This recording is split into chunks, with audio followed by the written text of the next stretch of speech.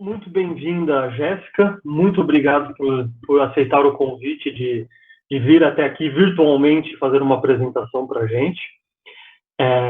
Deixa eu só puxar mais uma coisinha aqui. Peraí. Só um minutinho. Claro. Então tá. Bom, seja muito bem-vinda, Jéssica. Seja muito bem-vindo todos os ouvintes, participantes.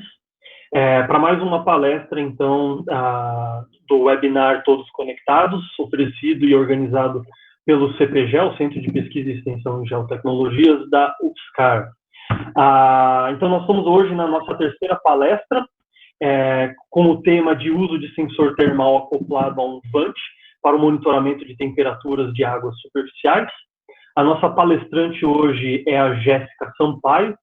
Ela é engenheira ambiental, formada pela Escola de Engenharia de Piracicaba, estagiou nas áreas de fotointerpretação e geoprocessamento, adquirindo conhecimento e contato com diversos softwares de sistemas de informação geográfica, concluiu o mestrado em sensoramento remoto pelo INPE, o Instituto Nacional de Pesquisas Espaciais, onde desenvolveu uma dissertação com o objetivo de avaliar a aplicabilidade e o desempenho de um sistema sensor termal de baixo custo a bordo de um veículo aéreo não tripulado, VANT. Atualmente, ela é analista em geoprocessamento em uma empresa de consultoria em regularização fundiária, atuando principalmente no setor elétrico. Então, para quem não sabe, a Jéssica trabalhou junto comigo alguns anos atrás, quando eu estava fazendo meu doutorado. Ela era estagiária no laboratório de hidrologia florestal, lá na USP, onde eu fiz meu doutorado. É de lá que a gente se conhece. E ela trabalhou comigo, inclusive, com dados do meu doutorado. Ela me ajudou bastante. E hoje eu tenho muito prazer de convidar ela para ser um palestrante aqui para os meus atuais alunos de graduação. Então, Jéssica, seja muito bem-vinda. Como a gente falou, você vai ter aí cerca de 1 hora para palestrar. Todo mundo vai ficar quietinho para não te atrapalhar, mas as perguntas serão feitas no chat, então todo mundo vai escrevendo sua pergunta ou deixando seu nome. Ao final, eu te repasso essas perguntas e a gente continua um debate, uma discussão posteriormente. Okay. Jéssica, seja muito bem-vinda. Boa palestra para você. Qualquer coisa, é só dar um grito que eu reapareço aqui. Obrigada, gente. Boa tarde, né? Como o Paulo Guilherme já disse, o Dr. Paulo Guilherme, eu me chamo Jéssica, sou engenheira ambiental, mestre em sensoramento remoto, e eu vou falar um pouquinho para vocês sobre o uso de um sensor termal acoplado a um vante para o monitoramento da temperatura de águas superficiais. Eu venho compartilhar aqui com vocês hoje a minha experiência e o conhecimento que eu agreguei ao longo do desenvolvimento da minha dissertação de mestrado, com a utilização desse sensor termal, que é um sensor de baixo custo, aplicado no monitoramento de temperatura da superfície da água. Não existem muitos estudos aqui no Brasil relacionados a isso, poucos estudos foram desenvolvidos no Brasil, existe um pouco de estudo na Alemanha, um pouquinho no Canadá, mas aqui no Brasil ainda é bem difícil de encontrar estudos a respeito da aplicação de um sensor termal para monitoramento de temperatura da água. O sensor termal até é mais utilizado para defesa, então, durante toda a minha dissertação, eu tive a ajuda do Instituto de Estudos Avançados da Aeronáutica, que eles trabalham muito na parte de defesa, usando o termal. Eles que disponibilizaram laboratório, drone, vante, e também a minha câmera. E em parceria com o meu orientador, o Dr. Herman, que está aqui hoje olhando, também ouvindo essa palestra, a gente conseguiu destrinchar um pouquinho, conhecer um pouquinho mais e saber os desafios e talvez pensar numa discussão para os próximos trabalhos e as próximas etapas dessa nova tecnologia, né, que é o uso do sensor termal. Esse sensor, ele é utilizado, além da defesa, ele é utilizado normalmente em agricultura, para fazer uma análise de estresse hídrico. Existem alguns usos do sensor termal a bordo de vante, mas ainda é uma novidade. Então, hoje eu venho mesmo falar sobre a minha experiência, o meu conhecimento, e assim, para a gente discutir e só agregar mais conhecimento e conversar um pouquinho sobre esses desafios. Primeiro eu vou falar por que eu resolvi estudar a temperatura da água. Para mim, a temperatura é um dos mais importantes parâmetros de qualidade da água, já que ela influencia diretamente nas reações metabólicas dos organismos aquáticos. Então, ela vai interferir na taxa de crescimento, na taxa de desenvolvimento e até de distribuição de organismos dentro de um ecossistema aquático. Existe uma variação da temperatura da superfície da água e até da água em geral.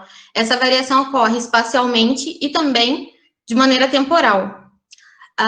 Rios tropicais, eles apresentam uma temperatura de superfície e também da água superior aos rios do Canadá, ou mais próximos aos polos, né? Além disso, a temperatura da água dentro de uma própria bacia hidrográfica, ela pode variar. Um canal principal de um corpo hídrico, de uma bacia hidrográfica, ele recebe influência de outros corpos menores, seus tributários. Além disso, um canal maior, mais largo, ele acaba recebendo maior radiação solar do que os canais menores, que acabam tendo um dossel de vegetação que o protegem e faz com que menos raio solar incida na água. Então, assim, normalmente, um canal mais largo, um canal principal de uma bacia hidrográfica, ele apresenta uma temperatura superior a seus tributários. Temporalmente, como ocorre essa variação? Durante o dia. Durante o dia, a temperatura da água, ela varia. De manhã, essa água normalmente está mais fria. Então, se você entrar numa cachoeira ou num rio, essa água vai estar mais gelada no período da manhã do que à noite.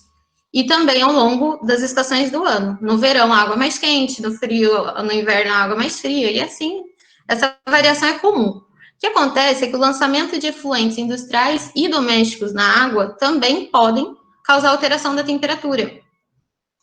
Se você lança um esgoto doméstico, talvez aumente a turbidez da água. Com o aumento da turbidez, menos raios incidem sobre a água. E daí talvez a temperatura fique mais fria do que uma água menos turva. Então, assim, existem, ou um ácido, um efluente industrial. Um efluente industrial, normalmente, antes de lançar o efluente, a indústria ela tem que fazer um tratamento do pH. Se esse pH está muito baixo, ou seja, está muito ácido o efluente, normalmente o ácido ele tende a aumentar a temperatura. Então, talvez a temperatura da água ela sofra uma variação por conta do lançamento desses efluentes. Então, que é a temperatura do rio? A temperatura do rio ela é resultado de vários fatores que interferem nesse parâmetro, tanto os ambientais quanto os antrópicos. Como normalmente é medida essa temperatura em um rio? Essa temperatura ela é medida em estações de qualidade de água, normalmente são estações fixas, que são distribuídas ao longo de um rio, mas elas são fixas, elas pegam informações pontuais do corpo hídrico. E o que acontece? Essas informações, elas não são tão úteis para um monitoramento ambiental, porque se ocorre algum lançamento irregular, ou se ocorre alguma variação na temperatura logo após essa estação, até chegar na próxima estação, talvez essa temperatura, essa variação já não seja mais sentida. Porque na água, ainda mais no ambiente lótico, existe uma turbulência que vai fazendo com que a água se misture e até chegar lá na frente, talvez você tenha perdido essa informação, ou seja, tenha deixado passar para trás. Então, assim, o sensoriamento remoto termal, ele surge para suprir essa necessidade mesmo e essa dificuldade que essas estações de qualidade da água fazem, que é medidas pontuais. O sensoriamento remoto, ele permite um monitoramento espacialmente adequado às demandas ambientais. Você consegue visualizar uma cena maior, não um ponto, uma coisa pontual. Então, o sistema sensor termal, ele é um sistema sensor parecido com os outros, principalmente aqueles que operam no visível, como uma câmera fotográfica, um sensor do Phantom 4 ou algo assim. A grande diferença é que ele opera na região do infravermelho termal. Então, ele tem como objetivo descrever não o comportamento espectral somente, ele tem a característica de descrever o comportamento térmico do corpo hídrico e de outros objetos terrestres. Então, qual é a grande diferença? Vou tentar explicar um pouquinho, que eu não tenho certeza se todo mundo está inteirado ou não. Vamos falar na água. A radiação solar que incide sobre a água, ela pode sofrer 3 caminhos, ela pode seguir 3 caminhos. O primeiro, ela pode ser refletida, que é o quê? Bateu, voltou, praticamente. A radiação que incide sobre a água, ela vai ser refletida pela matéria, não só pela água, por qualquer corpo. Na água, a reflectância, a reflexão dessa radiação, ela é bem baixa. E ela ocorre mais no comprimento de onda do azul. Por isso que a gente enxerga a água azul. Por isso a água é azul. Quando a gente fala, tá, a parte foi refletida, a outra parte vai transmitir, ela vai passar pela água, porque a água não é opaca. A água é transparente, a gente consegue ver através da água, debaixo da água. Se a gente está falando de uma parede ou de algum objeto opaco, não existe a possibilidade de transmissão. A energia sempre vai bater e refletir ou bater e absorver. Nunca bater e atravessar, porque é opaco. Mas no caso da água, um pedaço da energia, ela vai atravessar. E, por fim, a energia que não é nem refletida e nem transmitida, ela vai ser absorvida. Essa energia absorvida, ela vai emitir essa energia, a energia vai ser absorvida e o objeto vai emitir em comprimentos de ondas maiores.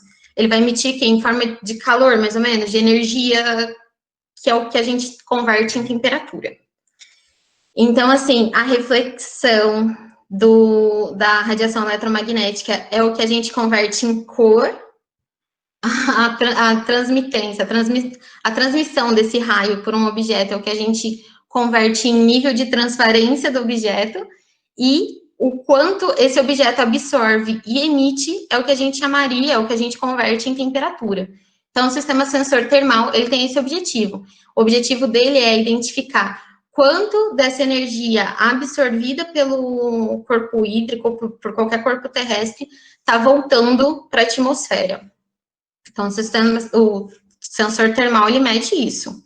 Esse sensor, agora, atualmente, a gente está vendo muito como aquela pistolinha de termômetro nas barreiras sanitárias, que o que nada mais é, aquilo lá é um sensor termal.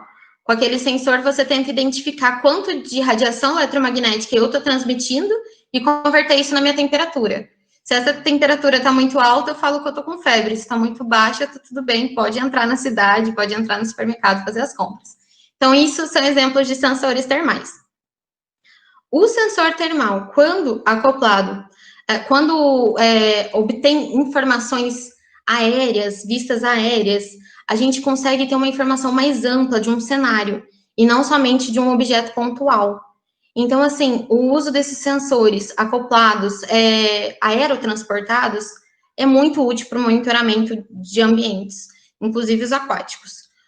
A grande diferença é que, antigamente, para você aerotransportar um sensor era muito complicado, porque você precisava de uma aeronave, de um piloto de combustível, controlador de voo, para falar onde pousar, onde não, quando, tudo isso. Então, era muito oneroso, ninguém tinha muito acesso. E o VANT, são os veículos aéreos não tripulados, eles surgiram para tentar melhorar e mudar esse cenário. Então, hoje em dia, o VANT, ele é muito utilizado no monitoramento ambiental, com sensor termal e também outros sensores. E os VANTs, eles possibilitam você obter uma informação que tem uma resolução tanto espacial quanto temporal adequada às demandas ambientais, né, que mudam sempre muito rápido. Ele consegue obter resultados confiáveis e, assim, a operabilidade dele é incrível. Você consegue planejar vou todos os dias fazer o monitoramento da temperatura da água. Se era um avião, uma aeronave que você tinha que usar, isso era muito oneroso, era muito difícil. Hoje em dia, o VANT, ele vem para melhorar esse cenário. Um exemplo de sensor termal que foi usado com o VANT, em conjunto com o VANT, foi para identificar corpos ou sobreviventes no rompimento da barragem de Brumadinho. Os bombeiros, eles utilizaram um sensor termal a bordo de VANT, sobrevoar a área e assim tentar identificar a diferença de temperatura e ver se será um sobrevivente, um corpo, algo do gênero. Então, quando você utiliza essas duas tecnologias juntas, elas tornam uma ferramenta muito útil em diversos cenários. O que acontece é que ainda existem alguns desafios na obtenção dos dados precisos. O grande desafio do Vant são as distorções geométricas que ele pode causar. Principalmente quando está em condições adversas, climáticas ou ambientais, quando você tem uma corrente de vento e daí teu drone perde um pouco a estabilidade, teu Vant, e com isso as distorções elas podem resultar numa medida errônea ou uma temperatura ou muito mais alta ou muito mais baixa do que realmente é, porque essa distorção acabou gerando uma interpretação errada do seu dado. Então, esse eu acho que é o grande desafio quanto ao Vant, quanto à plataforma. E o grande problema do sensor termal é que esses sensores que estão disponíveis hoje para o público, ele apresenta uma resolução espacial muito inferior àqueles que operam na região do visível. Os sensores termais, além disso, eles geram imagens mais homogêneas, com menos feições definidas. Quando a gente está fotografando um telhado, vou tirar uma foto de um telhado, uma foto aérea de um telhado. Quando a gente está usando um sensor RGB, que pega a banda do red, do green, do blue, você consegue definir as telhas, você consegue enxergar, ainda mais se for uma resolução espacial maravilhosa, você consegue enxergar telha por telha. Quando nós estamos falando de um sensor termal, nós só vamos enxergar as telhas que apresentarem diferenças de temperatura. Então, se todas as telhas tiverem com uma temperatura muito próxima uma da outra, a gente não vai conseguir enxergar a feição da telha, o desenho do telhado. A gente vai enxergar uma mesma cor, um pano preto, um pano vermelho, cor que a gente quiser colocar. Então, quando a gente vai conseguir observar uma diferença de temperatura? Em cima do telhado, caso tenha uma árvore muito grande que faça sombra, e daí a sombra vai impedir com que o raio chegue, então a temperatura ali onde está na sombra vai estar um pouquinho menor, a gente consegue enxergar uma diferença. Mas assim, telha por telha é muito difícil.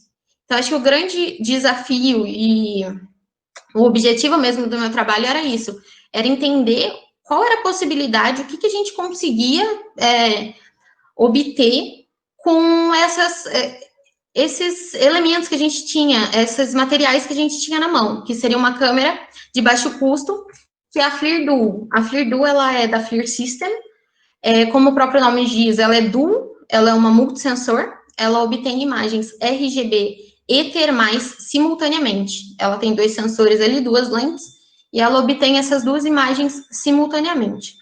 Além disso, ela é uma câmera de baixíssimo custo, assim, é bem mais fácil, é bem mais acessível, e ela possui características específicas, como seu peso e também sua dimensão, que a tornam ideal para ser utilizada nos Vants. Essa câmera ela é um pouquinho menor do que uma GoPro. Ela ainda é um pouco menor que a GoPro. O grande problema é que, apesar dessa câmera, ela apresenta uma resolução espacial baixíssima. A dimensão dela é muito pequena. A imagem termal, ela tem 160 por 120 pixels. Então, o pixel é muito grande, as informações que contém nela são muito misturadas, é um mix de informação num único pixel. E o outro problema é que, apesar dela medir temperaturas que variam de menos 20 a 60 graus, segundo as informações do fabricante, o erro dela é muito alto, ela é pouco precisa. O erro dela é de mais ou menos 5 graus ou 5%. Quando a gente está falando de um monitoramento de temperatura da água, 5 graus é muita coisa. Uma água não vai variar de 0 a 60 graus um dia, ou dentro do mesmo canal. Essa água vai variar entre 22, 23, no máximo, estourando. 20, até 25, talvez, mas no mesmo local, no mesmo momento, no mesmo instante, não. Vai variar no máximo 1 grau. No mesmo instante, no mesmo local, vai variar no máximo 1 grau. Então, assim, essa câmera ela é muito útil para você identificar, talvez, corpos no desastre de Brumadinho, ou se não, na linha de transmissão, que agora eu trabalho muito com isso, para a gente identificar se tá precisando de alguma manutenção, porque daí na linha de transmissão, onde tem algum vazamento de energia, alguma coisa, fica mais quente. Então, ao invés de você levar uma pessoa para lá para fazer essa análise, essa vistoria, o Vant, com essa câmera termal FLIR, ela é muito útil. Mas no caso do monitoramento da água, na hora que eu vi isso, eu já entendi que ia ser um desafio mesmo trabalhar com isso. Então, a primeira etapa que eu fiz foi caracterizar o sensor termal dessa câmera em laboratório. porque eu precisava entender qual realmente é a limitação dessa câmera para o meu estudo. Então, a primeira coisa que eu fiz foi uma caracterização espectral dessa câmera. Então, eu tentei achar a função resposta espectral do sensor. Essa função resposta, ela me mostra o quanto esse sensor ele é sensibilizado pela radiação eletromagnética. Então, onde ocorre mais sensibilidade, aonde ele consegue ler medidas, isso em função do comprimento de onda. Dá para ver, observando essa FRE, essa função, é possível perceber que o meu sensor ele começa a se sensibilizar à radiação eletromagnética em comprimentos de onda superiores a 7.500 nanômetros, e ele vai ser sensível até os 11.500 nanômetros. Após esses 11.500 nanômetros, já é ruído. Meu sensor ele já apresenta muito ruído, então esse dado já não é tão confiável, tão preciso. Onde ele apresenta maior sensibilidade é próximo aos 9.500 nanômetros. Então, toda radiação que é emitida próxima a 9.000 nanômetros, 9.500 nanômetros, ela vai ser sentida pelo meu sensor. E vai ser o que vai mais influenciar na minha medida final. Porque a banda não é representada por um comprimento de onda. A banda termal, como a banda RGB, é uma janela de vários comprimentos de onda. Os ruídos, eles podem ser explicados por faixas de absorção de gases que estão presentes na atmosfera, como o vapor d'água e também o CO2. O CO2, no termal, ele apresenta uma faixa de absorção muito grande. E outros gases também podem interferir e gerar esse ruído. Esses gases, eles vão depender da concentração deles, então depende muito de onde você está geograficamente. Normalmente, onde tenha altitudes maiores, em locais mais altos do nível do mar, a pressão atmosférica lá é maior, a concentração de gases ali é maior, e talvez eles influenciassem mais. Agora, então, assim, está muito ligado com a composição da atmosfera, do local que a gente está trabalhando. O que acontece é que em trabalhos que utilizam VANT, principalmente sobrevoando abaixo de 150 metros, muito dessas faixas de absorção, elas não são consideradas, então não são corrigidas, porque elas não chegam a influenciar tanto assim na minha medida, no meu nível digital, no que o meu sensor leu. Porque essas faixas, elas não prejudicam tanto a imagem, mas elas prejudicam a informação que eu tenho do sensor, né? O meu nível digital, que eu vou transformar aí com esse nível digital. Então, assim, como eu falei, esse sensor, ele não mede a temperatura em um único comprimento de onda. Ele não recebe, ele não lê a temperatura, a radiação eletromagnética que chega em um único comprimento de onda.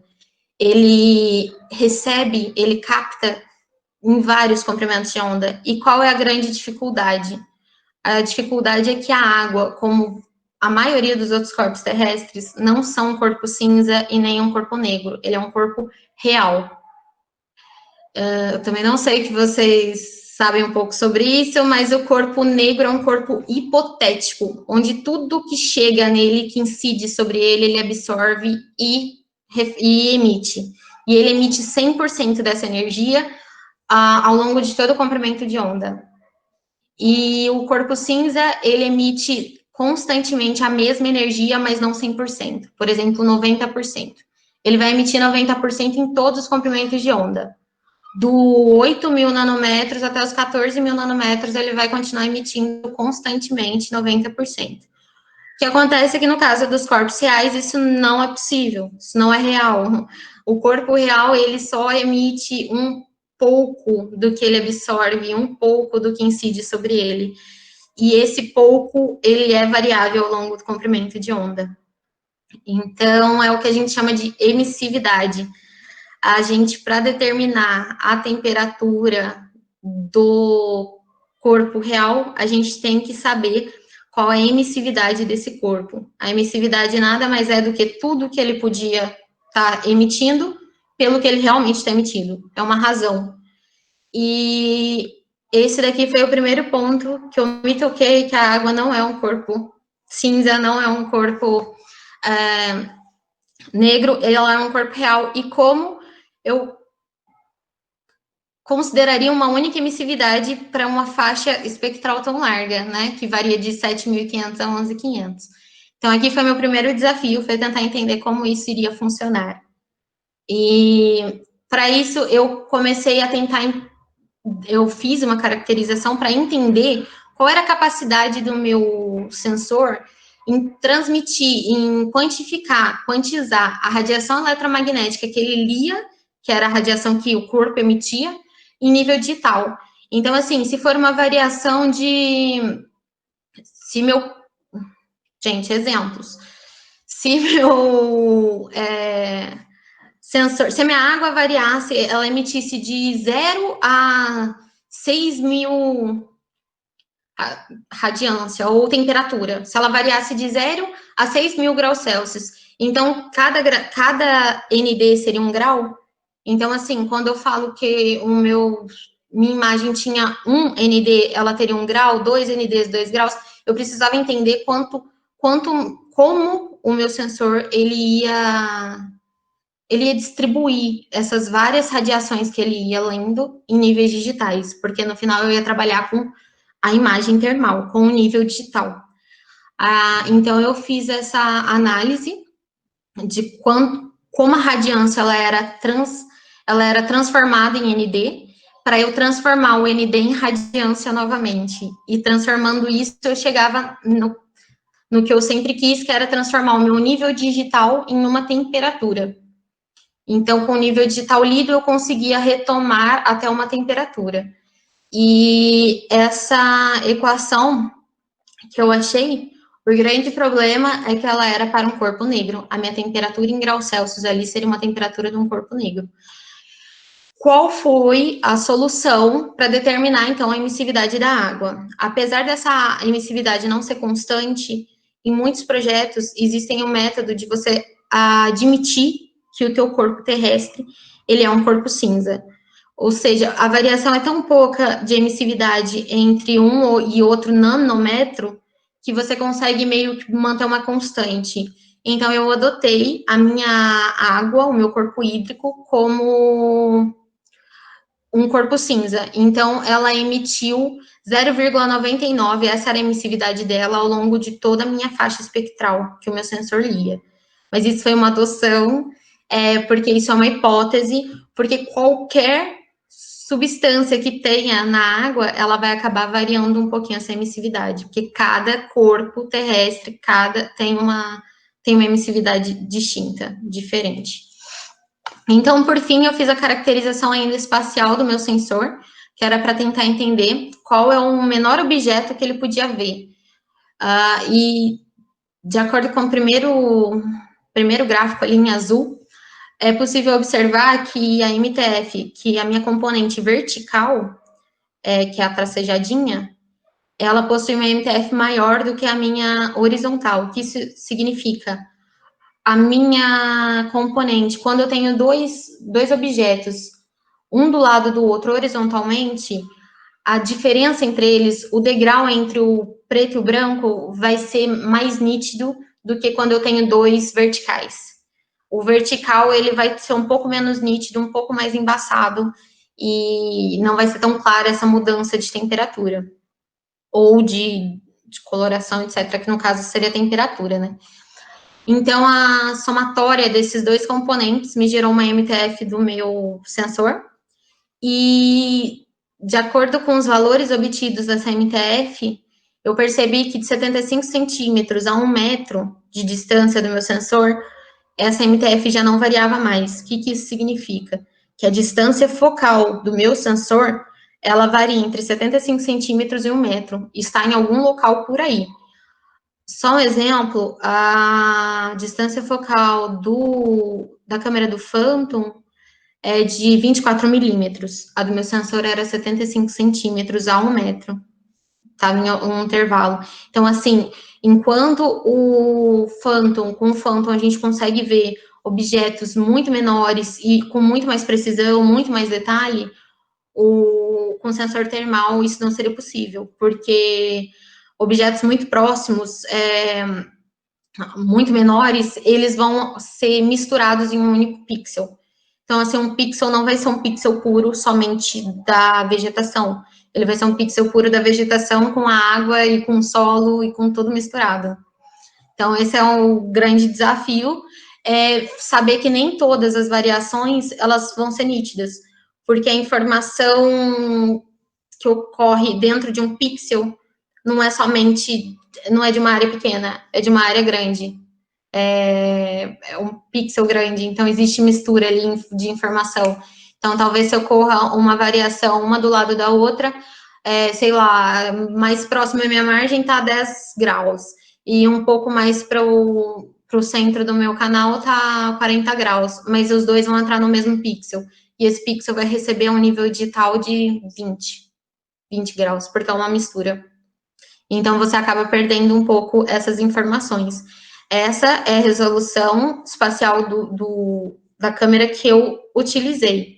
Existem algumas, sim, melhores, mas também é difícil o acesso a elas, elas não são tão baratas e nem disponíveis, e também nem são tão pequenas e úteis, assim, talvez. Tem que avaliar mesmo qual seria o objetivo de cada trabalho, né, específico.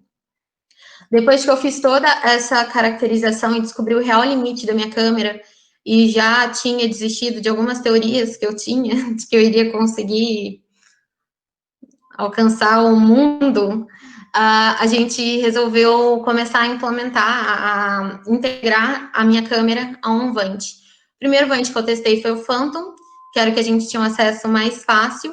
O Phantom, ele me supria, porque eu conseguia ter um sensor RGB com uma resolução muito boa. Também conseguia ter um sistema GNSS que me retornava informações sobre a coordenada geográfica das imagens, e com isso eu acabava já referenciando a minha imagem termal, que eu não tinha essas informações atribuídas, e ele também possibilitava o acesso à comunicação do plano de voo que eu fiz com o Vant. A gente fez essa integração através de uma caixa que foi impressa numa impressora 3D. Essa caixa sólida, ela envolvia todo o corpo da câmera para tentar evitar que essa câmera sofresse qualquer alteração ou qualquer dano na decolagem e no pouso. E também, assim, a gente tentava evitar fazer com que a câmera ficasse o mais fixa possível, né, com a estabilidade da plataforma. Pelo menos era um jeito da gente manter ela sempre ao nadir e tentando fazer com que ela ficasse fixa e tivesse o mínimo de distorção. O que acontece é que ao longo dos testes a gente percebeu que a vida útil da bateria ela diminuiu muito, né, porque o Phantom estava carregando 2 câmeras, e também a plataforma ficou um pouco instável. Acabou que ao longo do processo aí teve um urubu no meio do caminho, a câmera voou um pouquinho para um lado, mas recuperei. Depois também teve uma panezinha elétrica, mas está tudo certo. A gente foi testando até chegar no aprimorar, que na hora de pegar mesmo as informações da minha área de trabalho, a gente optou por usar o Matrice 600 Pro. Primeiro porque ele é mais estável, e a estabilidade dele vem por ele ser próprio para utilizar mais de uma câmera nele. E também nessa hora me veio a ideia de usar uma Sequoia, que com a Sequoia, que é uma câmera que é um sensor que opera no infravermelho próximo, eu talvez conseguisse fazer uma razão de bandas, que seria o NDVI, e assim eu conseguiria delimitar melhor o meu corpo hídrico, eu ia conseguir eliminar as informações que seriam das vegetações, da vegetação ao entorno, à margem do meu rio. Então, essa foi uma ideia, por isso que nós optamos. 3 câmeras de um Phantom não ia dar certo, então a gente optou por usar a Matriz 600 Pro, por ela ser mais estável e permitir o uso de mais câmeras. Primeiro, então, depois de ter testes e definir qual seria o nosso Vant, definir quais as limitações da minha câmera, primeiro passo antes do levantamento ainda é o planejamento de voo, que é necessário fazer um bom levantamento de voo, porque esse levantamento ele precisa levar em consideração as peculiaridades da área de estudo e também da câmera, do sensor que você está usando. Por exemplo, na minha área, as margens do Rio Paraíba do Sul, no município de Jacareí, no distrito de São Silvestre, além de possuir uma fábrica bem grande Então, ali, a margem do rio, margem esquerda do rio, ela é praticamente constituída pela fábrica. Eu não podia invadir a área deles. Mas eu também não podia voar muito baixo por conta das árvores. Se eu voasse mais alto, eu invadia um pouquinho a fábrica. Se eu voasse mais baixo, eu batia nas árvores. Então, tem tudo um planejamento que a gente precisa pensar e levar em conta todas essas peculiaridades da região, da área de estudo. Então, nós programamos um voo em aproximadamente 3,5 hectares de área, né? Foi sobrevoado mais ou menos 720 metros de extensão do meu corpo hídrico, nas margens extrapolando um pouquinho as margens do Rio Paraíba do Sul. E com esse Vant, a gente fez, acho que em 10 quilômetros por segundo, sendo que a minha câmera termal, ela tirava uma foto por segundo. Então, dessa forma, eu tive 363 imagens. Só que são 363 imagens RGB e 363 imagens termais. Né? Que essas imagens, elas são obtidas no mesmo instante, simultaneamente.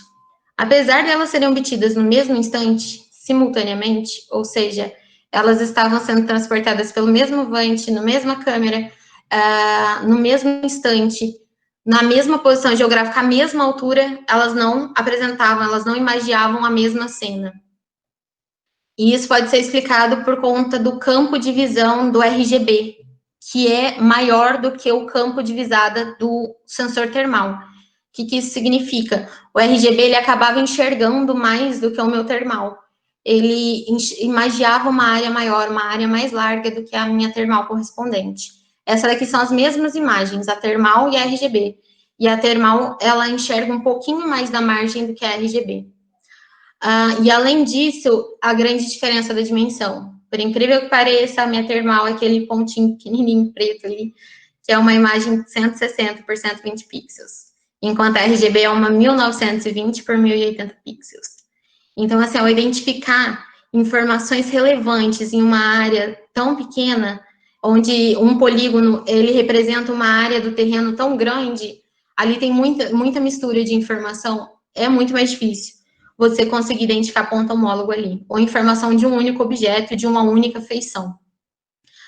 Então, a grande sacada foi, eu preciso fazer essas duas imagens ficarem o mais próximo possível para eu usar uma imagem multiespectral, uma imagem com 4 bandas espectrais, a R, a G, a B e a termal. Então, como essas imagens são correspondentes, eu recorto a minha RGB, eu reamostro a minha termal, então um único pixel da termal vira vários pixels, e eu empilho essas duas imagens, vira uma única imagem com 4 bandas espectrais, a red, a green, a blue e a termal. Aqui são as duas composições. Essa era a mesma imagem minha, uma imagem TIFF, só que em duas composições diferentes, a red, a RGB e a termal. E então, empilhando essas imagens, eu uso essas 363 imagens agora de 4 bandas no PhotoScan da Agisoft, que ele vai conseguir identificar pontos homólogos, ele vai conseguir processar essas minhas imagens e ele vai me gerar um ortomosaico. E isso deu certo quando eu fiz na minha área de teste, que foi lá na Univap, na Universidade do Vale do Paraíba, em São José dos Campos. Quando eu testei esse empilhamento de imagens para gerar um mosaico, ele gerou um mosaico muito bom, por sinal, com limitação que eu tinha. Apesar da temperatura ela não ser tão precisa, o mosaico ele recebeu uma classe A, numa escala de 1 para 2000, ou escalas inferiores, considerando um padrão de exatidão cartográfica, né, um PEC-PCD. E o que acontece é que na minha área de estudo, que eu estava estudando, que é um corpo hídrico, foi muito mais difícil identificar esses pontos homólogos e gerar esse mosaico. Só uma observação que eu falei do telhado, aqui próximo, eu não sei se vocês enxergam meu mouse, mas aqui na imagem termal, uma telha, um lado inteiro do telhado devia estar para o sentido onde o sol estava batendo na hora. Então, a gente até consegue ver que um lado do telhado, ele recebeu uma temperatura muito maior do que o outro. Mas a gente não consegue ver muitas características do telhado, era aquilo que eu estava falando. A gente até consegue ver também aqui, ó, que o solo, ele apresenta uma temperatura um pouco mais baixa do que a vegetação. Tem uma plantação ali no cantinho e dá para ver direitinho qual que foi o trajeto, como é que foi cortada a grama, dá para ver. Então, assim, dá para você ver sutis variações de temperatura com esse método, utilizando esse Vant e um sensor termal. Quanto melhor a resolução desse sensor e melhor a precisão dele, melhor vai ser essas feições que vão ser possíveis de identificar. Mas voltando, como eu disse, fiz esse mesmo empilhamento, coloquei minhas imagens no PhotoScan e o meu PhotoScan me retornou umas palmeiras, como o meu orientador disse. Porque ele só pegou a margem da minha área de estudo e também uma ponte que tinha de concreto na minha área de estudo. O corpo hídrico mesmo, o rio, ele recebeu ND de valor zero, no data. Como eu vou calcular a temperatura do corpo hídrico, que eu preciso de um ND, se eu não tenho um ND, se meu ND é zero, minha temperatura é zero no rio inteiro. Então, o PhotoScan, nesse caso, para a minha área de estudo, que era um corpo hídrico, não foi útil, esse método de empilhamento não foi útil. Então, tive a outra ideia. Falei, vou retornar e fazer o que o software faz aqui na mão, né? Na unha, como a gente fala. Então, o que eu fiz? Eu utilizei os algoritmos detectores, eu usei o SIFT, que era um algoritmo que identificava na imagem RGB pontos homólogos. Eu não consegui eliminar minha vegetação, porque todos os pontos homólogos que eram encontrados eram somente na vegetação nativa, à margem do rio, já que meu rio é uma imagem homogênea, não tem variação. O rio não muda, não tem feição no rio. É uma imagem totalmente homogênea. Então, o que o SIFT fazia? Ele identificava um ponto homólogo que estava presente na imagem 1 e 2. Na verdade, ele identificava vários pontos que estavam presentes em duas imagens, como mostra esse aqui, vários pontos. Depois, o Randstad, que é um outro algoritmo, ele eliminava os pontos que tinham sido erroneamente identificados, que eram os outliers, e daí do SIFT, do Randstad, me retornava uma matriz.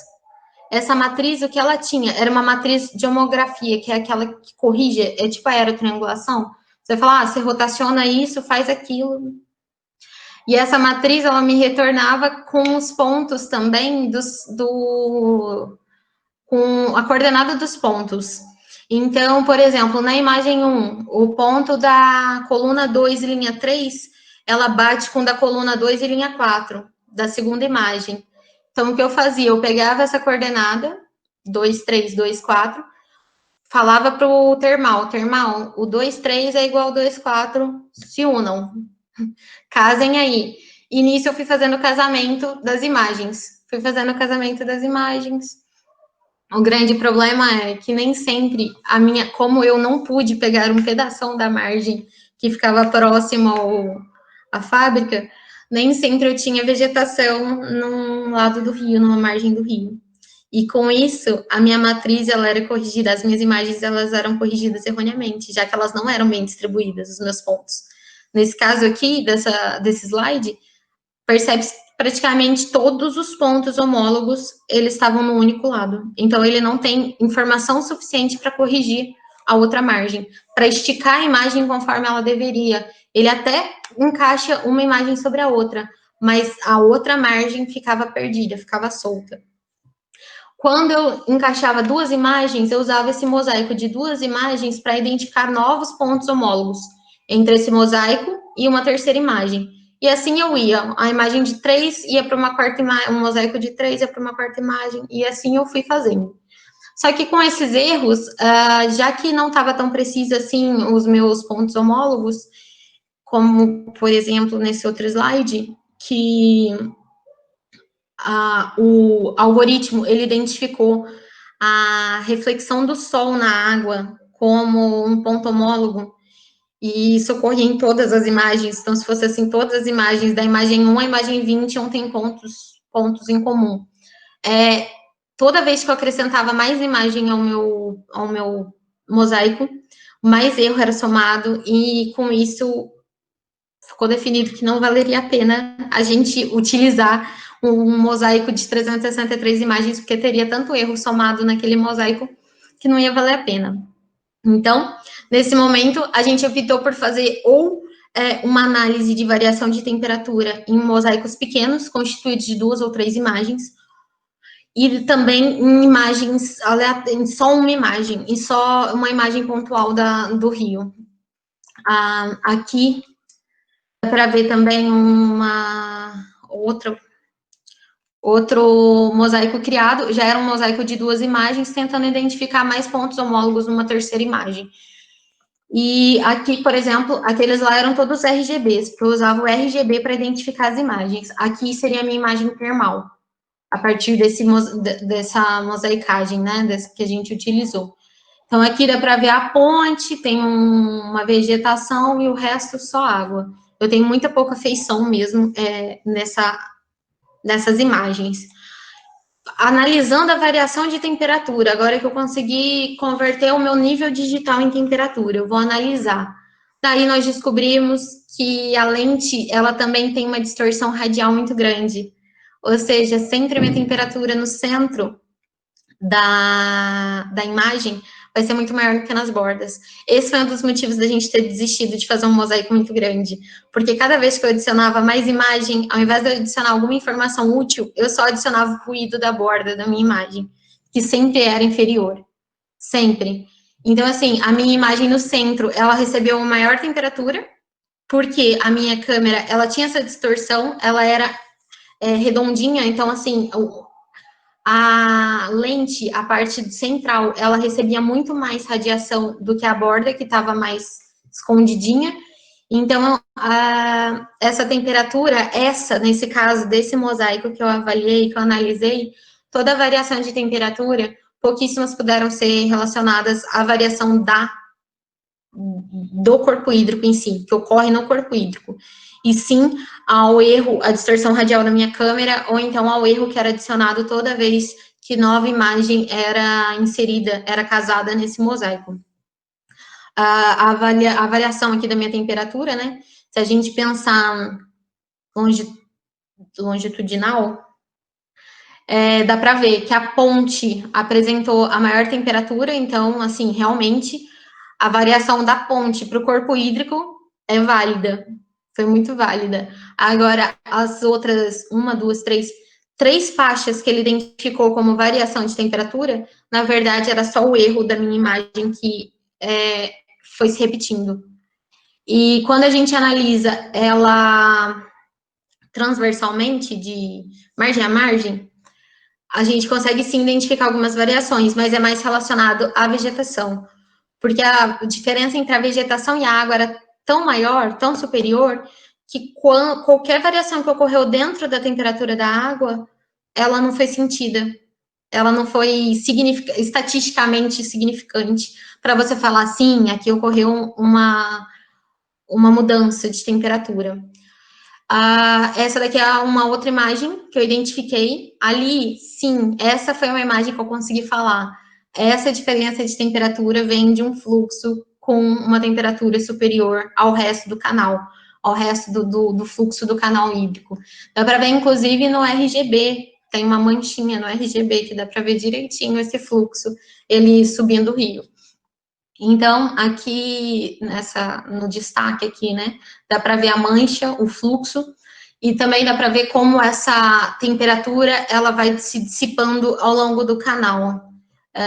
Essa variação, ela foi sentida, ela foi estatisticamente relevante nessa imagem, tanto que, de margem a margem, quando a gente analisa, é identificada a temperatura superior, que está relacionada à vegetação, mas logo depois já vem uma queda constante da temperatura, que é o quê? Relacionada à temperatura mais alta daquele fluxo, que estava bem próximo à margem do rio, à margem esquerda, que vai diminuindo a partir do momento que se encontra a outra margem do rio. Então, essa informação aqui é o que me deu um pouquinho de trabalho conseguir, mas que me deixa muito feliz, porque sim, é possível, a gente consegue determinar diferente de temperatura.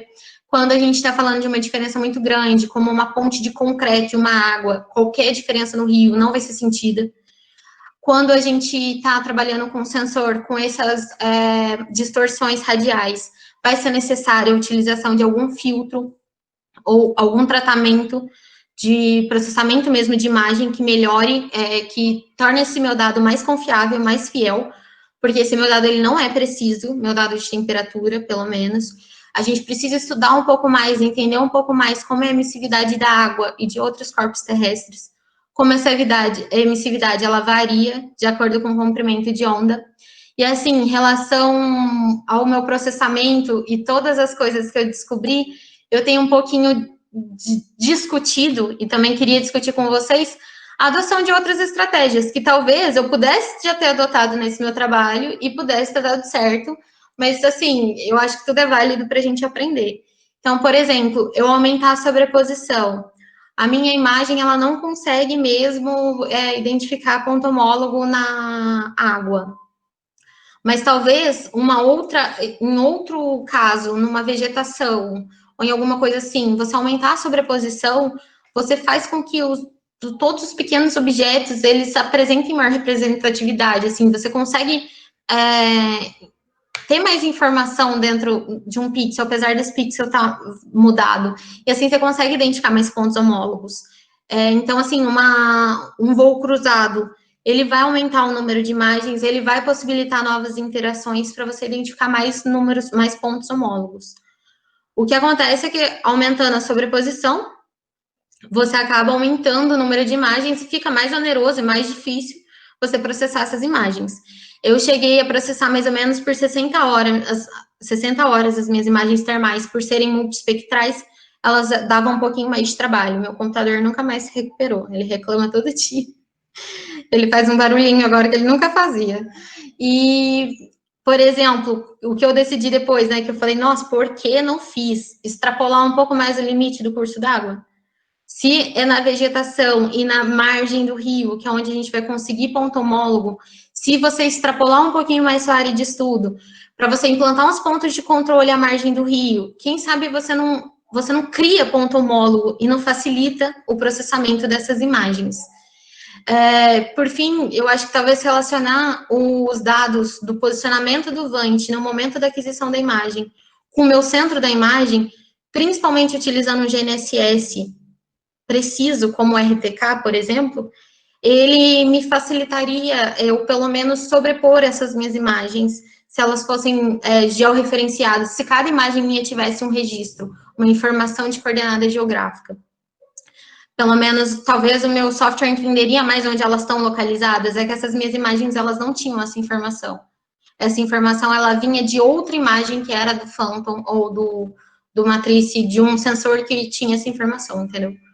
Então, como também foi difícil processar no RGB, essa informação já foi um pouco perdida, então talvez se eu usasse o meu Vant está a 10h54 na posição X e Y. Então, a minha imagem, o centro da minha imagem tirada às 10h54 está na posição X e Y. Talvez isso facilite.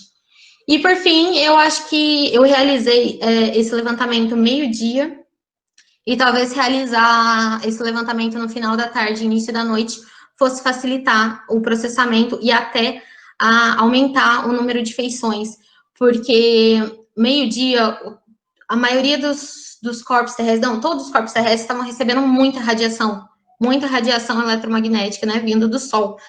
E esses corpos, eles apresentam um diferente calor específico. A água, ela demora mais para esfriar. Então, talvez no final da tarde, depois que ela tenha passado desse pico de radiação, ela ia apresentar uma temperatura um pouco diferente do solo ou da vegetação. Então, assim, talvez a diferença de temperatura fosse maior, e com isso, eu acrescentasse feições novas à minha imagem.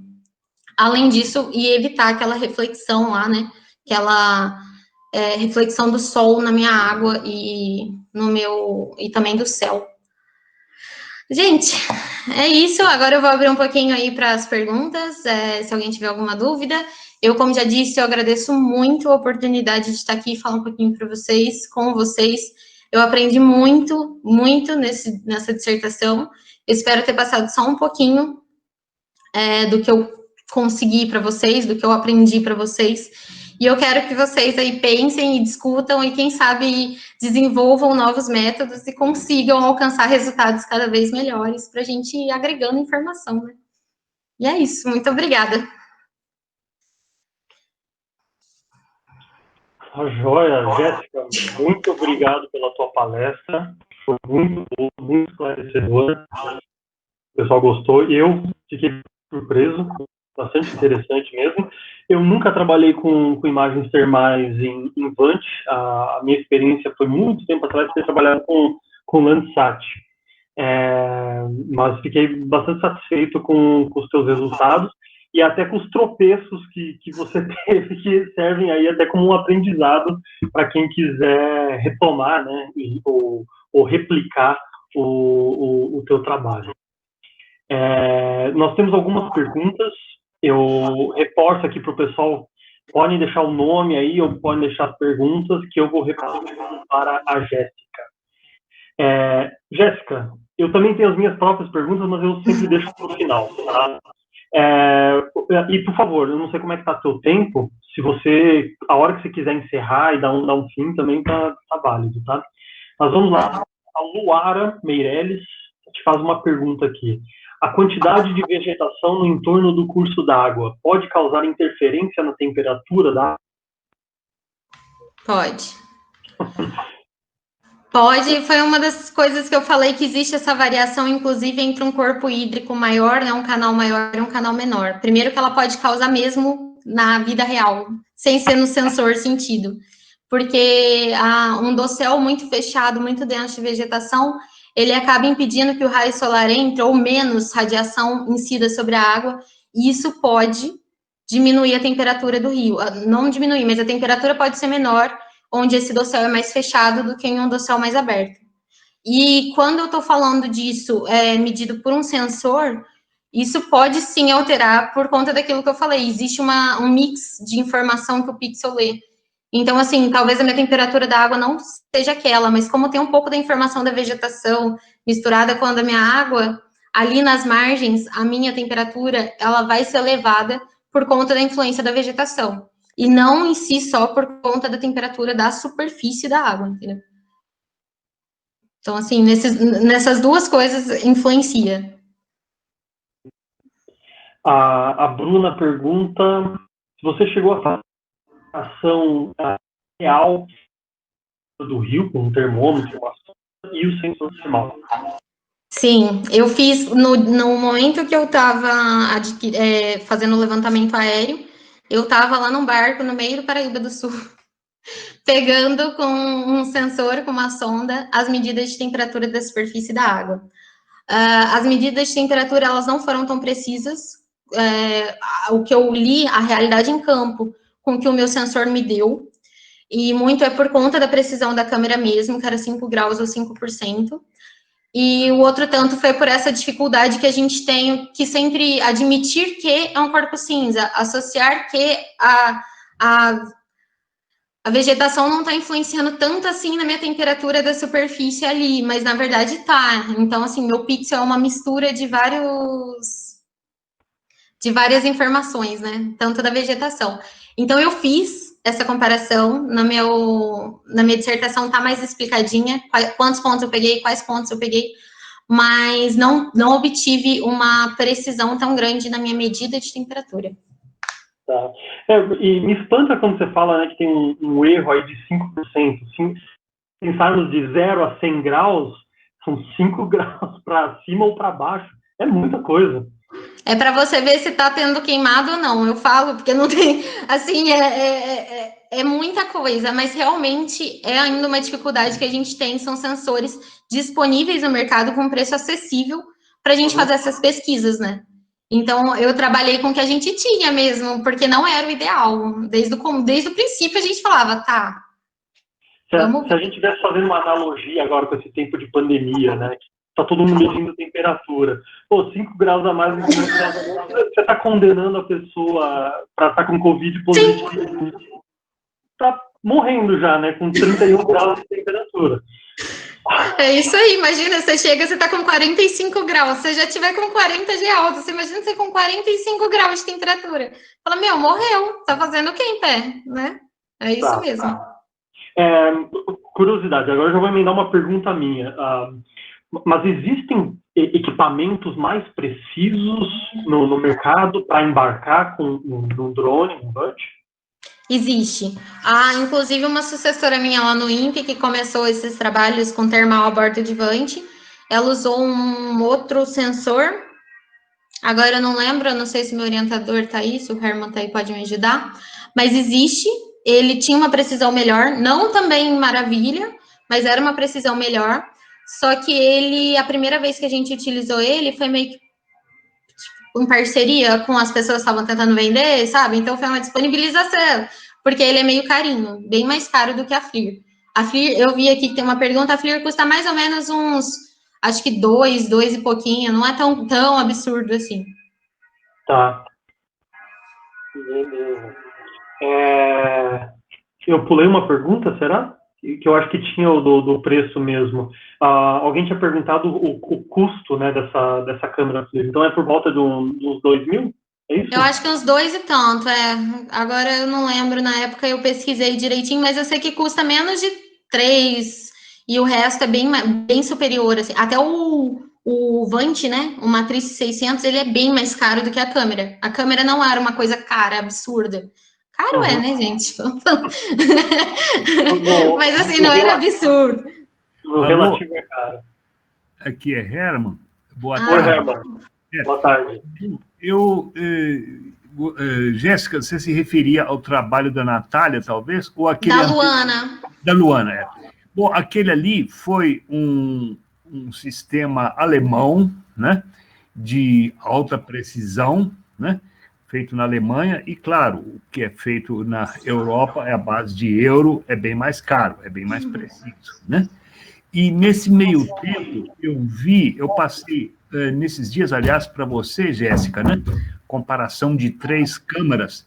Tinha uma da Suíça, que também era de alta precisão. Obviamente, esses sistemas são mais caros, né? E outra coisa, a gente nunca deve esquecer, a FLIR trabalhou principalmente para as necessidades do exército americano, né? E aí, por exemplo, eles queriam detectar, por exemplo, inimigos, né? Quer dizer, pessoas, né, andando em algum lugar no escuro, ou seja, para detecção de eventuais invasores numa área, tanques de guerra ou outros objetivos móveis. Então, isso é meu saco. A precisão não era assim, digamos assim, tão crítica, né? Mas já existem diversas câmaras. Aproveitando, nós recentemente nós estamos começando um projeto na área citrícola, aqui do interior de São Paulo, para detectar problemas de peste, de uma doença que está afetando os pés de laranja. E sim, estamos fazendo testes agora, usando tanto o termal, a câmera termal, como a RGB também. Mas estamos em teste, né? É claro que, com certeza, esses 5% de erro, de falta de precisão, isso realmente não colabora, né? Mas se interessar, viu, por favor, me passe o seu e-mail que eu te posso passar um paper recente, analisando 3 câmaras termais em 3 áreas testes nos Estados Unidos, mas aí não é para água, mas para fenotipagem e monitoramento de vegetação, principalmente estresse ou outras condições. Era só isso. Obrigado. Legal. Muito bom, Herman. Obrigado pela oportunidade. Nós vamos repassar aqui o e-mail e para poder repassar depois o trabalho para o restante do grupo aqui, com certeza. Muito obrigado. Ok. Próxima pergunta do Michel Liberato. O coeficiente kappa seria viável na sua pesquisa como forma de corrigir a sua imagem?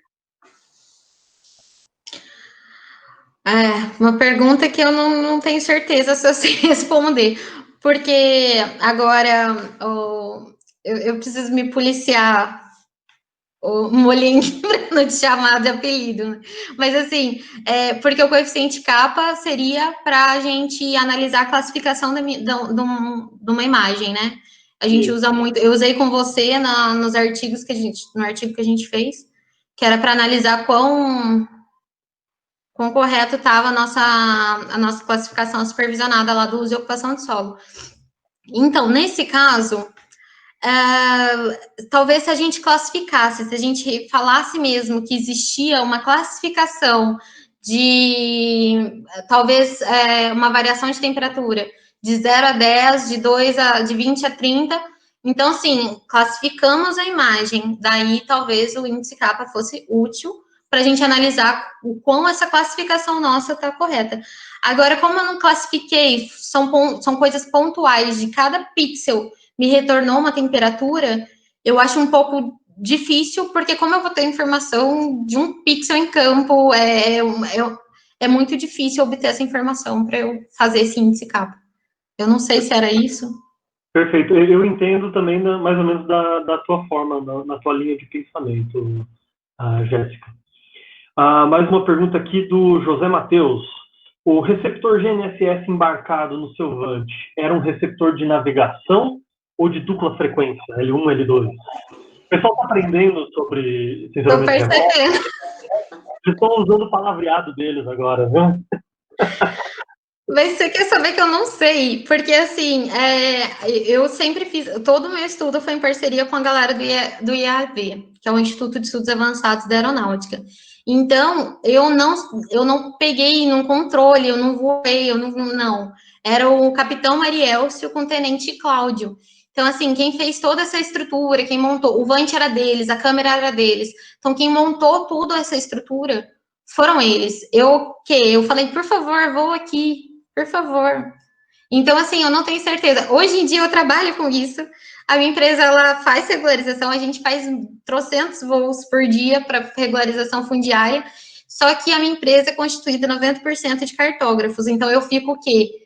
Mais distante dessas informações, eu não sei muito sobre o assunto.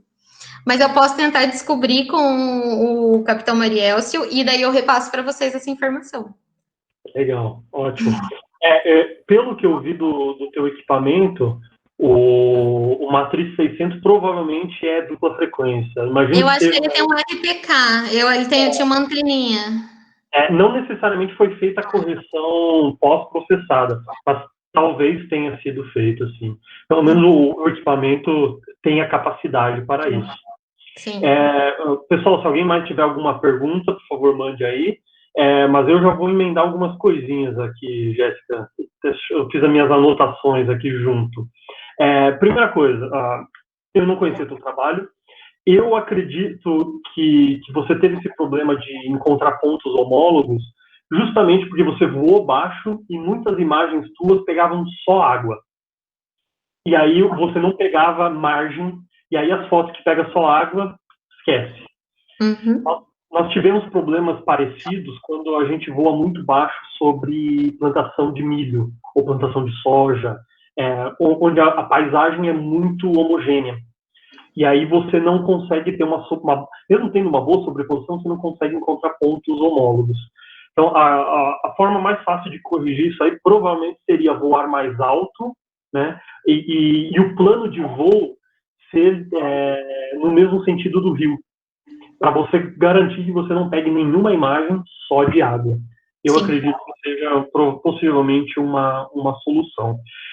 E emendando uma pergunta aqui, você falou de voar mais cedo no dia, mais tarde no dia, e voar num dia nublado ou voar de noite seria uma possibilidade também? Então, eu acho que voar de noite seria o mais ideal, o mais indicado, porque como cada corpo terrestre ele possui um calor específico, né? Ele vai perdendo a temperatura ao longo do dia de maneira diferente. Então, você acaba a imagem termal, como eu falei, a feição dela é diferente de temperatura.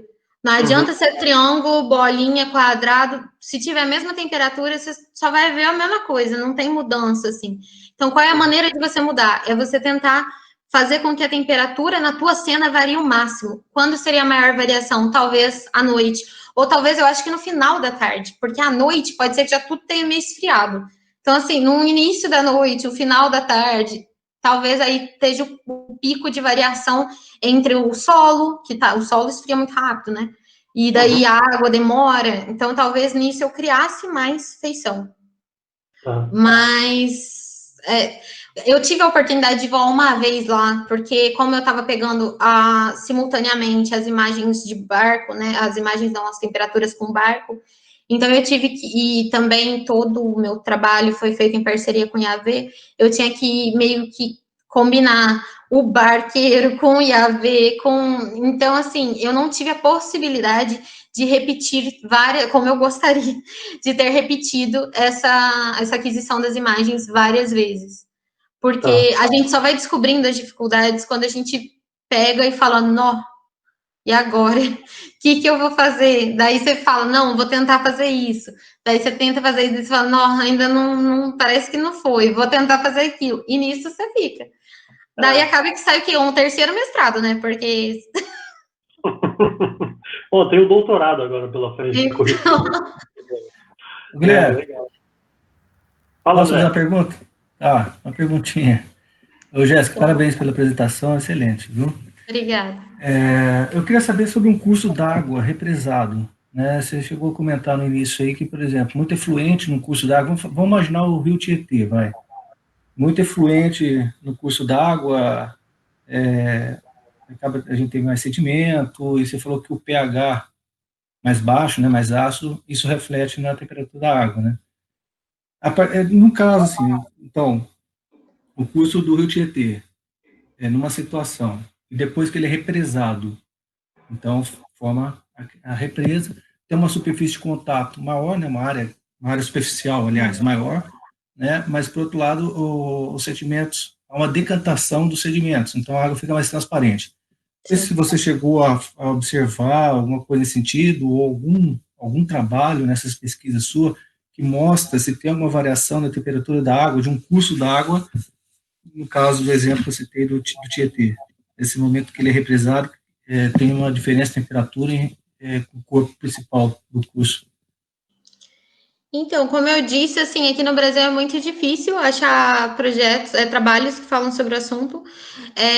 Em alguns casos, até já existia trabalho com termal, mas não com Vant, porque é uma coisa nova, né? E querendo ou não, o Vant ele é mais instável, apesar dele ser mais operacional, né? Mais fácil você voar, ele tem essa dificuldade. E eu não lembro, nesse momento, de ter estudado a mudança de temperatura entre um rio, né, um corpo lógico que depois ele é represado e vira uma represa. Eu sei que existem trabalhos em represa, existem trabalhos em rios, existem trabalhos em lagoas. Normalmente, eu vi muitos trabalhos a respeito da contribuição de água subterrânea, que eles conseguiam meio que detectar onde tinha uma água subterrânea aparecendo. No mar, eu acho que aqui no Brasil tem um que ficava próximo acho que estudaram imagem termal, mas eu acho que foi de satélite. No mar, no oceano, próximo à estação nuclear lá em Angra dos Reis, eu acho. Que era para tentar ver o que a energia, né, o efluente da estação nuclear, ela variava na temperatura da superfície do mar. Mas, assim, existem poucos trabalhos, no momento eu não lembro. Eu li bastante sobre isso, mas li bastante mesmo, mas realmente agora, no momento, eu não lembro. Eu sei que existem trabalhos para ambientes lóticos e lênticos, e eu sei que existe variação. Eu sei que aumenta a temperatura em ambientes lênticos, porque a água fica parada, não tem uma turbulência, não tem uma mistura, e a água recebe mais radiação eletromagnética, né? Mais energia solar, mais luz solar. Mas eu não lembro mesmo. Beleza, obrigado. De nada, se eu achar algum eu passo, depois eu vou dar uma olhada. Que tem uns autores que acabam repetindo os projetos em outras situações, em outras áreas, Então, tem uns autores aí que eu acabo acompanhando mais. Daí, quem sabe, eu achando alguma coisa, eu repasso, viu, professor André? Legal, obrigado, Jéssica. De nada. Jéssica, em algum momento da tua apresentação, você comentou alguma coisa sobre uma câmera Sequoia, que você utilizou a multispectral Sequoia. Só que depois você acabou não falando mais nada, falou só de RGB e termal. Onde que você utilizou o multispectral mesmo? Para fazer o NDVI? Eu queria utilizar para o NDVI para eu conseguir eliminar mesmo as informações que seriam, delimitar mais o que era a temperatura do meu corpo hídrico. Só que no final eu não consegui mosaicar a RGB nem da Sequoia, porque assim, a gente voou na mesma altura para todos. Então, assim, a dificuldade que eu tive da RGB de um, eu tive da outra. Às vezes a distância focal, né, de uma é melhor do que a outra, tem uma variação, não é literalmente a mesma informação, mas a dificuldade de processamento foi igual. Então, eu tinha esse pensamento de voar com mais uma câmera, e no final eu voei com várias câmeras, e daí eu fui eliminando algumas informações. Falei, tá, queria fazer um NDVI, mas a minha vegetação é a única coisa que está me trazendo alguma informação. Não vou fazer um NDVI. Tá, vou estudar a temperatura da superfície da água. Mas a única identificação de variação está entre vegetação e água. Então, assim, eu fiquei meio... Realmente, pensei e fui lá em cima, depois eu só fui, assim, dando umas eliminadas. Falei, pensei longe, pensei demais. Foi literalmente assim. Mas eu acho que é válido, eu acho que é mega interessante. Se você tiver a oportunidade de usar câmeras multispectrais, pela minha experiência, eu acho válido, eu acho que só agrega. É claro que, né, hoje em dia essas hiperespectrais acaba que você tem que fazer vários processamentos, porque às vezes é até demais, é muita informação. Mas, assim, eu acho muito interessante. A Sequoia, a FLIR, por ser uma multisensor, eu acho isso muito interessante. Existem outras FLIR multisensores, que são outros... Não é a Dual, existe uma coisa superior a essa. Existem várias multisensores, eu acho muito interessante. Tá. Bom. Desculpa eu interromper, mas, por favor, Jéssica, me passe depois o e-mail, desculpa, como se chama? Molin, né? Molin. Isso. Você não quer me mandar seu e-mail, que depois eu te mando um paper que avalia 3 câmaras termais. Eu passei para você, acho que nessa semana, ou na outra, Jéssica, mas eu repasso também para vocês, para você ter uma ideia de outros tipos, mas é um da FLIR, outro ICI e mais a terceira, mas aí, no caso, não para água, mas para fenotipagem e monitoramento em agricultura de precisão. Né? Eu passo, tá bom? Pode deixar, Herman, eu te passo. E parabéns, Jéssica, gostei muito, viu? Obrigada. Você vendeu o peixe. Obrigada, Herman. Ótimo. Muito bom, Jéssica. Eu acho que não tivemos mais perguntas. Eu acho que eu que fechei mesmo a rodada de perguntas. Deixa eu ver se tem mais alguma coisinha aqui. Acho que é isso aí. Então, de nossa parte, eu acho que a gente tem que agradecer você pelo seu tempo hoje. Foi uma ótima apresentação, foi uma abordagem bastante diferente do que a gente está acostumado. Quem é do CPGEL sabe que faz alguns meses que nós temos equipamentos multispectrais. Nós temos 2 drones, nós trabalhamos com um IB-X, com RTK embarcado, mais uma câmera Sequoia Plus, com correção radiométrica automática, e nós também temos um Mavic 2 Pro, que nós trabalhamos aí só com RGB. Mas a gente trabalha mais com a questão de paisagem, agrícola e ambiental, e você com esses sensores termais traz uma outra abordagem aí que a gente não está acostumado, e eu mesmo nunca tive contato. Então, muito esclarecedor, muito interessante. Muito obrigado pela tua apresentação hoje, pela discussão que a gente teve. Espero poder contar contigo mais vezes. E espero que você continue seus estudos aí no doutorado futuramente. Sim, muito obrigada. Obrigada a todos que participaram da palestra. Obrigada pelo convite. Eu coloco à minha disposição. Tenho meu e-mail aqui no no final da minha apresentação. Quem precisar, tiver alguma pergunta que não conseguiu perguntar hoje, precisar de alguma dica, eu posso passar a experiência que eu tive, posso colocar em contato com o meu orientador, que tem mais experiência, que é o Herman, e daí a gente pode discutir, porque eu acho que, né, é uma corrente mesmo acadêmica, que eu acho que a ciência só ganha com essas discussões e tudo isso. Eu agradeço mesmo a oportunidade de poder falar com vocês. Espero que eu tenha, sei lá, causado aí uma pulguinha atrás da orelha, que a galera consiga querer, pelo menos, trabalhar com termal, que eu acho que a gente tem muito a desenvolver. Parabéns. E, por favor, me passe o seu celular. O nome dele eu não lembro. O Paulo Guilherme Molim. Pode deixar, Herman, eu te passo o contato. Eu vou te passar, e vou passando também, é que eu estou lendo bastante coisa, e bastante trabalhos. Claro, a área agrícola avançou bastante nisso, né?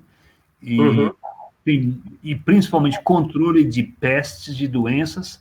A propósito, eu acabei de ouvir hoje que estavam uma nuvem ou um problema de gafanhotos sérios na Argentina e que os gaúchos estavam preocupados.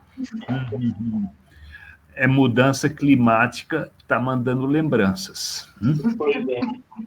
Exatamente. Né? Série de condições favoráveis a esses bichos, e o que aconteceu recentemente na África Oriental também, no Quênia, parece que grandes plantações em poucas horas sumiram, destruíram, né? A base de sustentação de muitas pessoas, entende? Então, há um certo receio com relação a isso. Espero que, quem sabe, aí o termal pode colaborar também. Vamos ver, tá?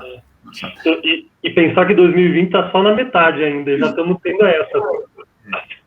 E essa pandemia, a gente tem que lembrar, não foi a primeira sim, e não vai ser a última, não, senhor. Tem coisa que vem pela frente. É bom a gente começar a pensar. Bom, esse é outro assunto. Herman, muito obrigado pelas suas palavras. Bom, pessoal, em nome do CPGEL, a gente agradece a participação de vocês hoje. Os ouvintes que se interessarem por certificados, o pessoal do CPGEL deixou um link aí para vocês. Por favor, entrem nesse link, preencham o formulário para poder receber o certificado. No mais, muito obrigado mais uma vez, e a gente se vê amanhã novamente. E a palestra de amanhã eu já estou perdido um pouquinho aqui no tempo. Amanhã é a importância das geotecnologias nas análises de saúde. Então, o André Sá, pesquisador da Fiocruz, vai estar aqui com a gente no mesmo horário, 2 da tarde, falando um pouquinho sobre geotecnologias para análise de saúde, né? Em tempo de pandemia, a gente vai ter um pouquinho de foco até agora na questão da saúde e geotecnologias. Então, nos vemos amanhã, todo mundo, às 2 aqui no mesmo bate-canal. Tá bom? Jéssica, muito obrigado mais uma vez. Obrigada. A gente se vê em breve. Tchau, gente. Até amanhã.